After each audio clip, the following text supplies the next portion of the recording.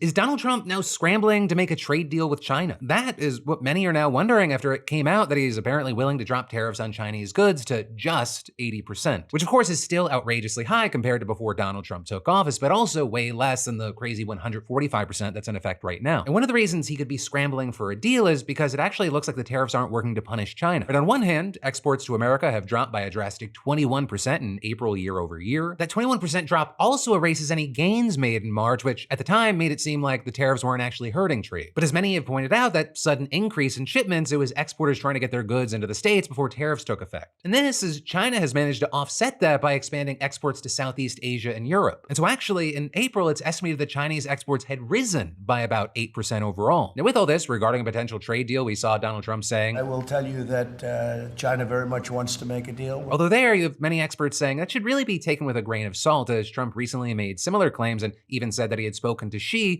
all of which was allegedly not true according to Chinese officials. But notably, at the same time, American and Chinese officials are supposed to meet in Switzerland to negotiate. Except I will say there might be some mismatched expectations there. In that, because China has made it clear that they're open to holding talks once tariffs were rescinded. And, Donald Trump's offer to lower tariffs to 80%, that probably is not going to cut it. So all of this, it could end up being a big speed bump in Trump's plans to shake up the global economy. Because while it does seem like many countries are trying to come to the table, like we saw with the recent UK trade deal, China, on the other hand, at least for now, seems far less willing to negotiate a new deal after decades of relatively free trade. In fact, so much so that its vice foreign minister made it seem like they were willing to wait out the tariffs because, quote, what the United States is doing cannot be sustained. And adding, ordinary people in the US already feel suffering from the tariff war. So right now, it remains to be seen if Trump's willing to maintain the insane tariff rates or if drastically increasing prices over the next few months are going to force him to change course before risking his Republican majority ahead of the midterms. Wherever you stand on this, I'd love to hear from you in those comments and follow to stay in the loop.